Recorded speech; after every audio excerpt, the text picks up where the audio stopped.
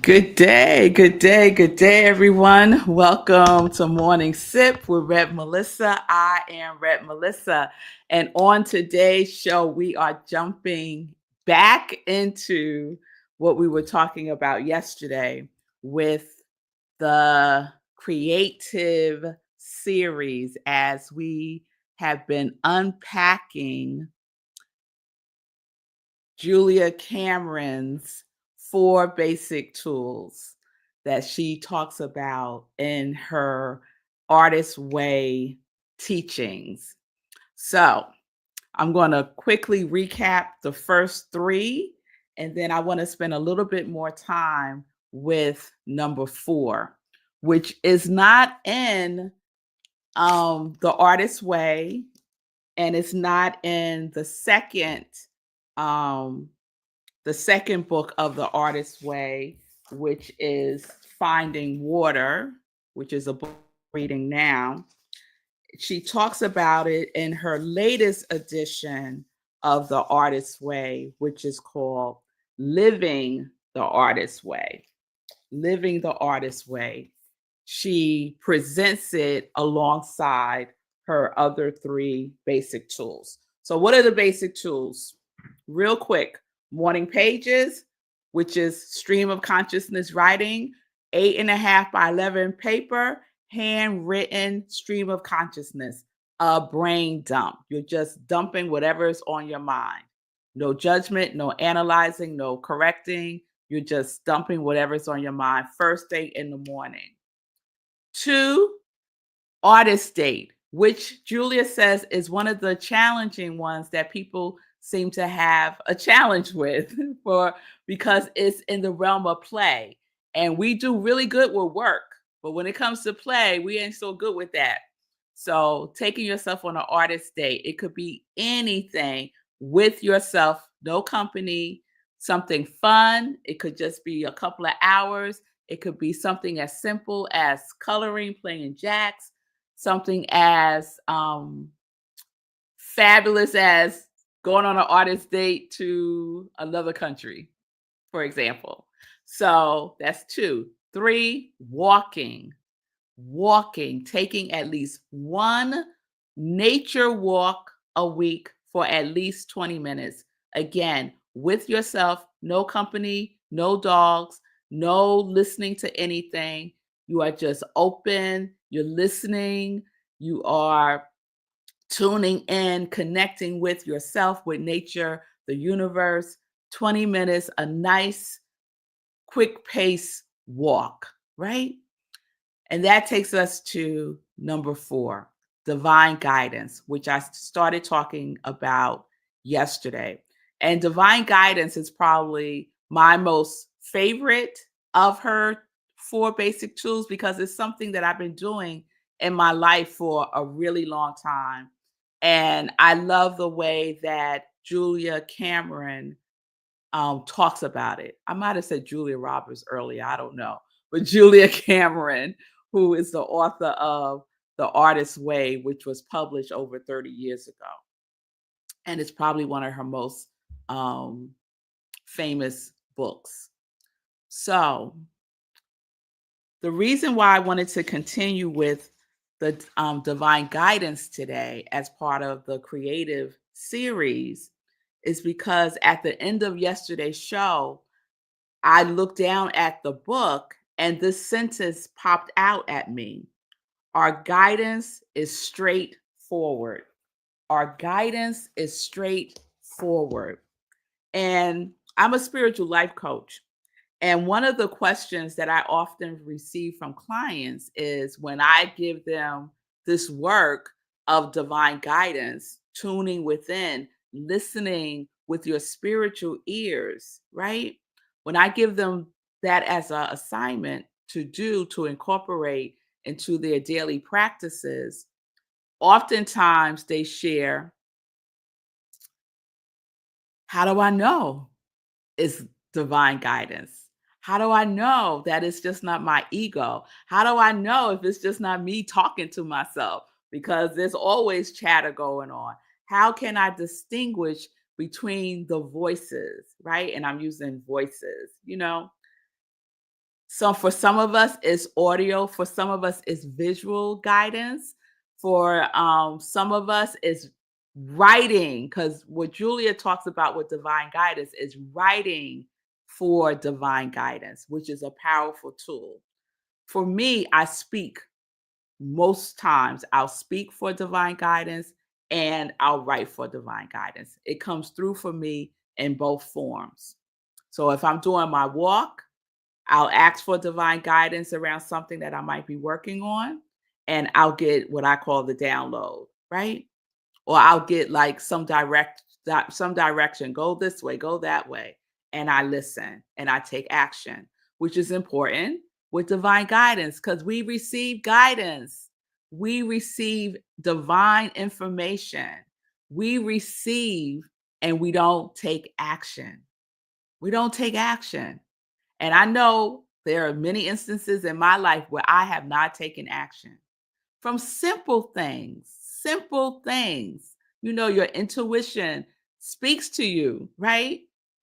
What's coming to mind right now is a couple of months ago, my intuition said, check the key, right? And I didn't. And I left out the house and I had the wrong key. So I locked myself out of the house because I didn't listen to guidance. It just whispers, check the key.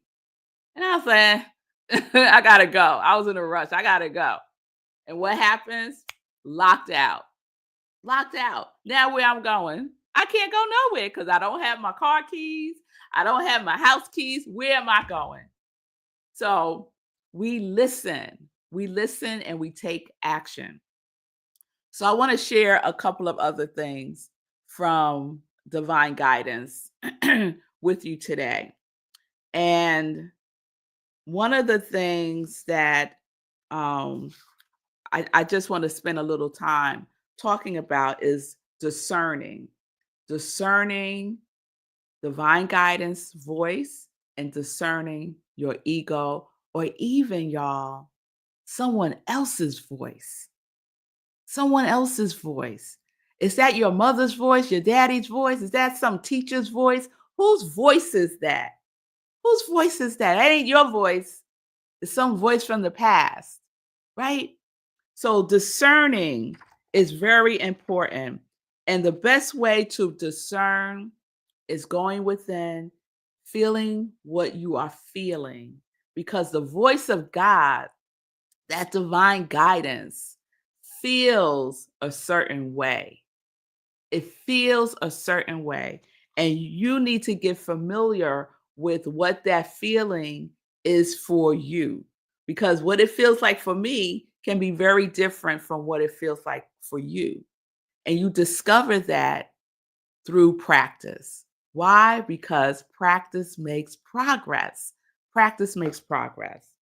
So I want to share a couple of other things with you about discerning guidance. So Julia writes this. She says, as we take our troubles to the page, our troubles decrease. We write and a higher hand writes things. And she said writes with a Rights, writes things. Calamity gives way to opportunity. Our pen becomes an instrument of good. I love that. Our pen becomes an instrument of good. She says, but what about X, right? We're writing for divine guidance. And we said, but what about such and such? We ask, still seeking pessimism. However, optimism meets our hand. There is no trouble that cannot be tempered. Our misgivings, doubts, and despair are met head on. All is well, we are told. I cannot tell you how many times I've been writing in my journal, my inspirational journaling, or asking for guidance, and those three words come up. All is well. All is well. Or I might get that little extra word at the end, my beloved. All is well, my beloved.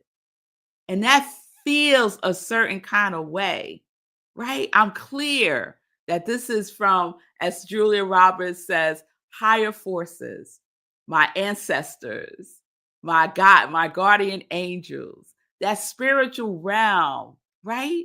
That spiritual realm that covers all of us. She goes on to write, all is well, we are told, and we come to believe it. It is a matter of confidence, and confidence is born of practice. You know, I love that. We try trusting the small, and we will find ourselves trusting the large. All is well becomes a mantra. Make that your mantra, y'all. All is well. All is well. And we come to believe it. Guidance comes to us through our own hand, your hand, through your own hand. We ask on the page and we receive the answer on the page. Now, how do you know that this is divine guidance? Divine guidance is straightforward. It's not confusing. It's not abstract. It's nothing you got to figure out. It is direct and straightforward. It is giving direction. It is giving direction. She goes on to say, what about X? Yields us information about X.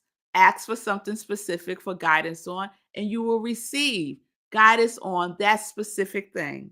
We are told many things we have no rational way of knowing. Guidance peeks around corners, giving us a glimpse beyond, because we only see a little piece of the pie, right? A little piece of the puzzle. That's all we see. Spirit, love, God has the whole picture, sees the whole picture. So our fears and concerns are eased. In the world of guidance, goodness prevails. So how do you know that this is guidance and not your ego? Because goodness is prevailing. It's not giving you some doomsday response. It's not a response that is fostering fear. It is a response that fosters good. So many of our fears are groundless and imaginings. We imagine a whole lot, right? Guidance dismantles these fears, urging us to trust in a benevolent future, right? To trust in the highest good. Guidance assures us our future is bright, not shadowed by fear. Slowly, gradually, we learn we are worthy. Guidance thinks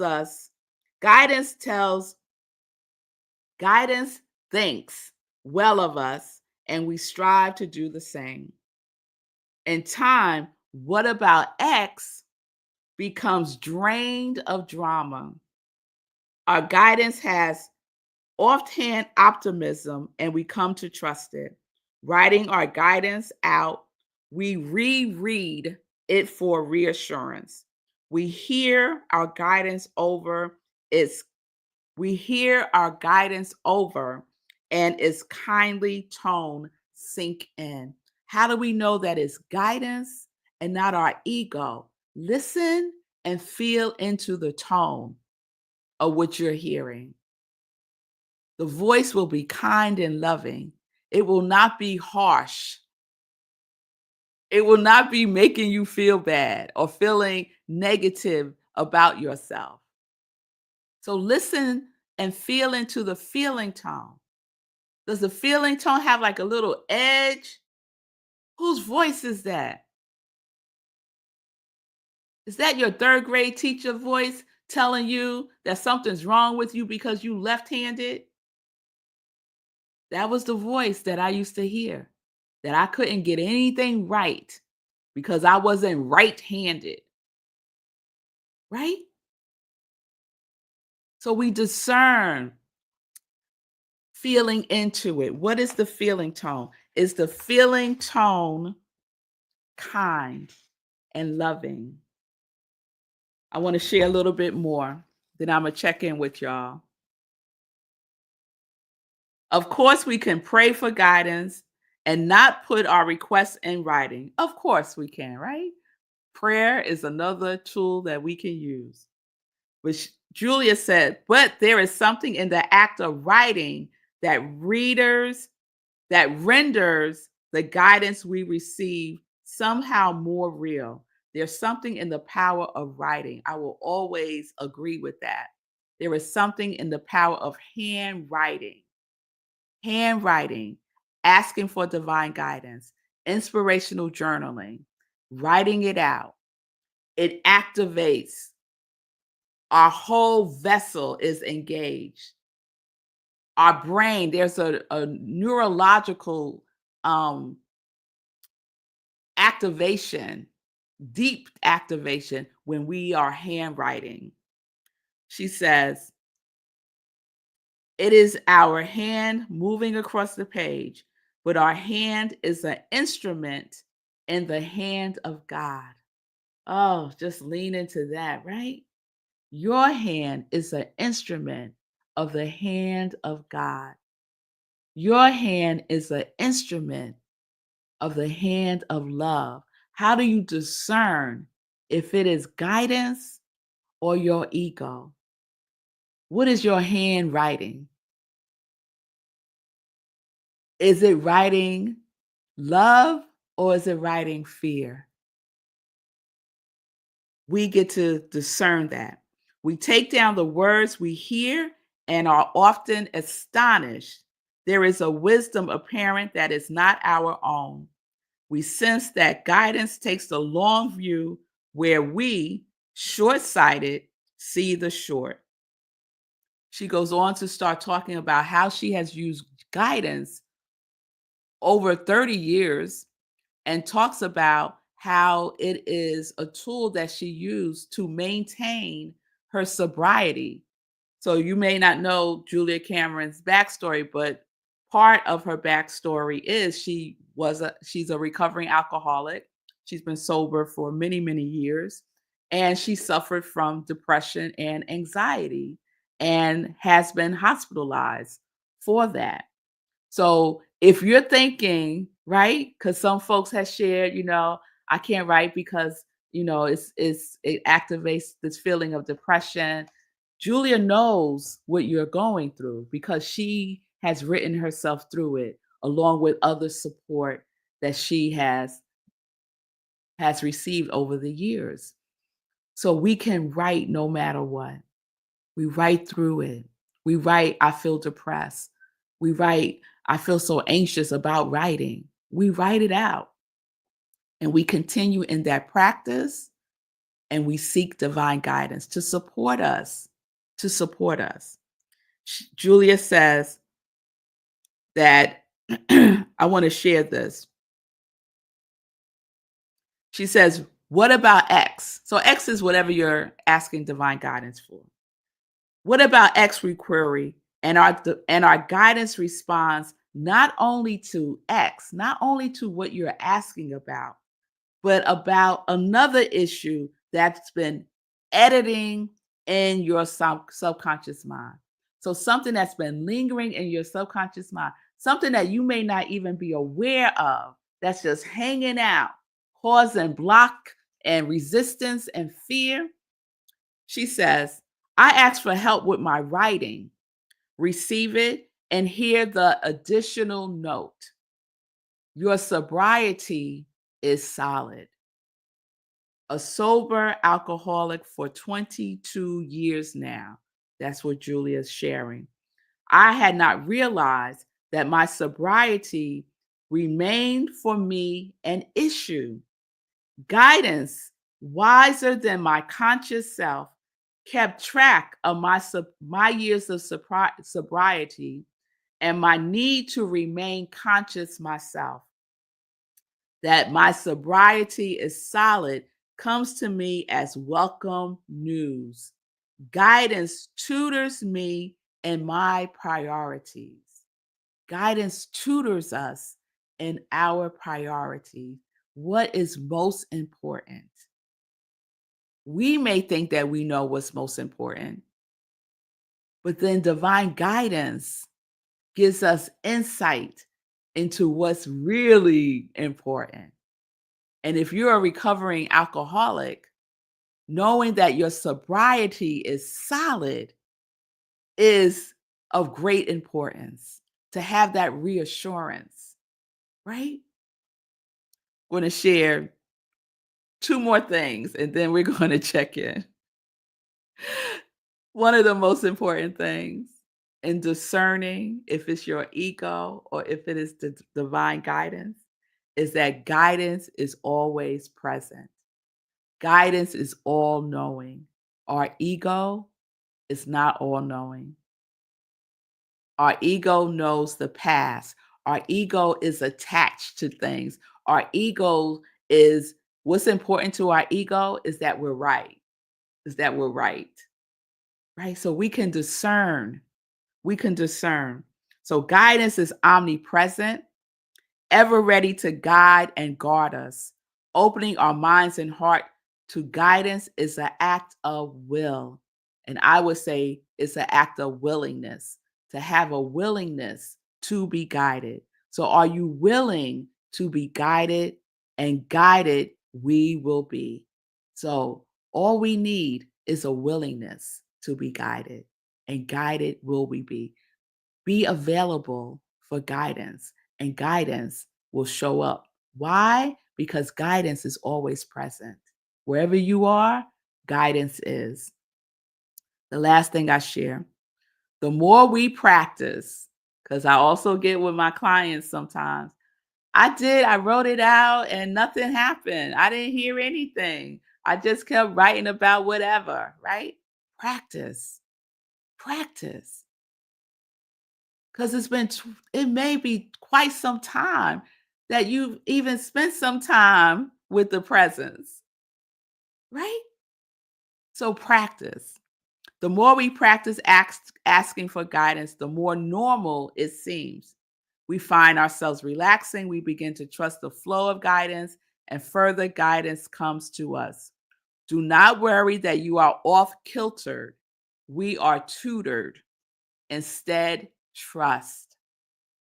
So even if you feel off centered about it, tilted, as Julia says, trust, trust.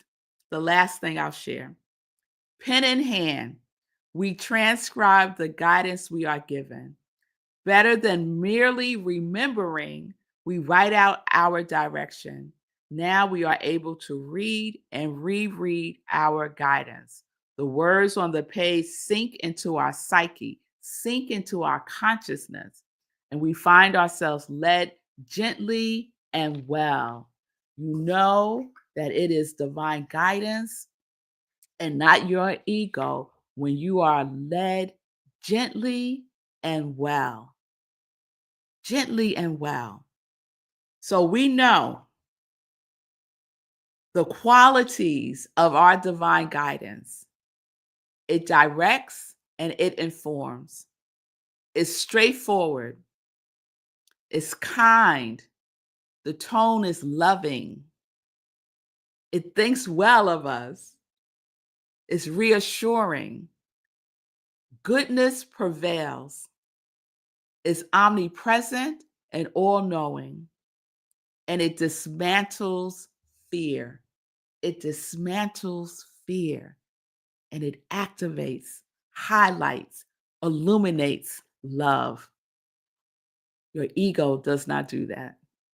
Your ego does not do that. So, are you willing to practice writing for divine guidance? It's a powerful connection with the infinite all knower within you, a powerful engagement, right? So, if you're not clear about what your priorities are for your life, ask for guidance. Ask for guidance and be willing to be guided. That's all. It's just a willingness to be open to guidance. So we are practicing asking for guidance, writing it out so that it is normal. It's not odd. It's normal to ask for divine guidance. Normal.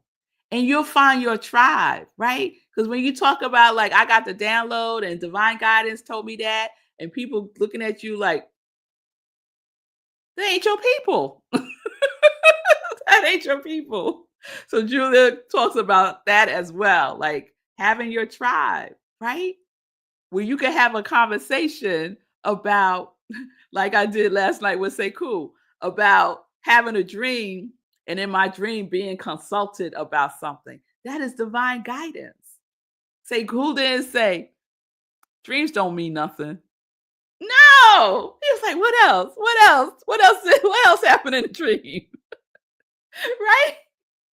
So that's those are the people that we want to surround ourselves with. So we need to also not just discern between the voice of divine guidance and our ego, but we also need to discern between who we are sharing this life with, who we are sharing this life with. All right. So I think that's all I want to share. I'll just end with this.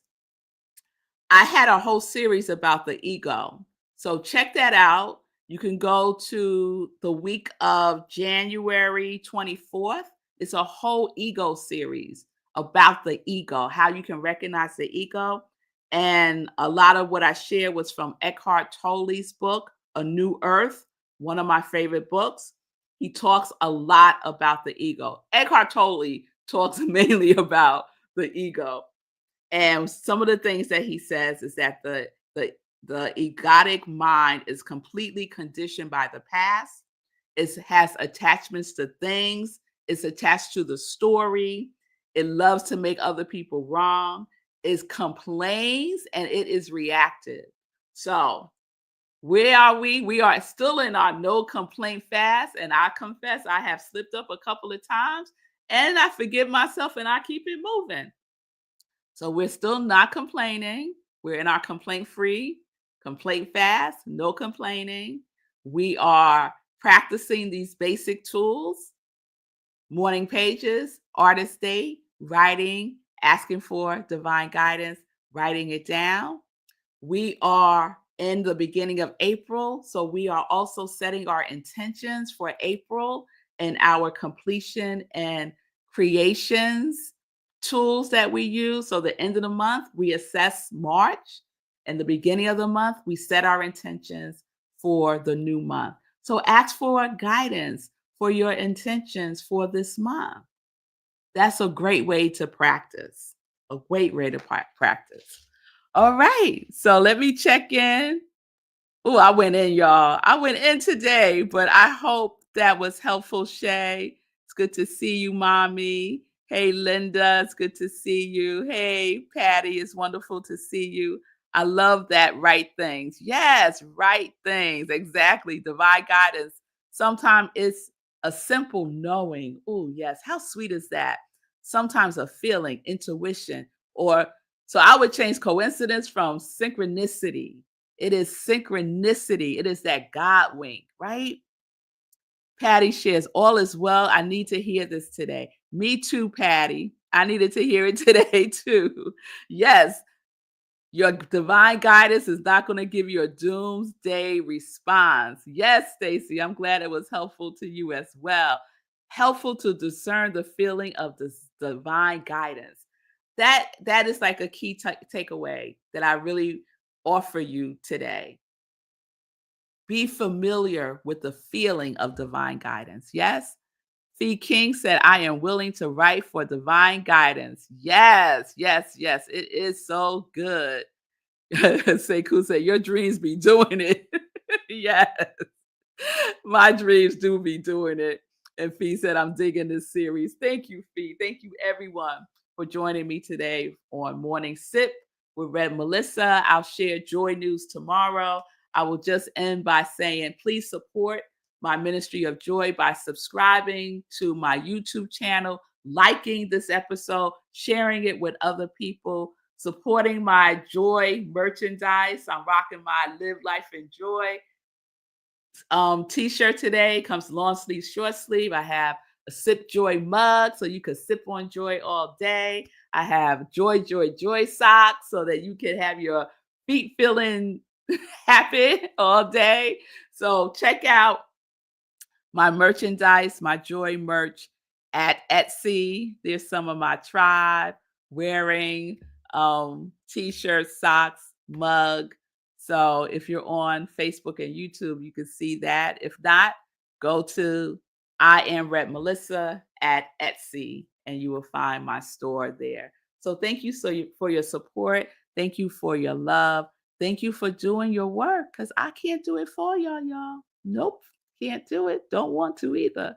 So do your work, practice, and let me know how it goes. I would love to know. And of course, if you need support, here I am. I am a spiritual life coach, an interfaith minister, and I'm here to support you in reconnecting, rediscovering, recovering the divine spark within you so that you live life in joy. Yes, connected to your yes.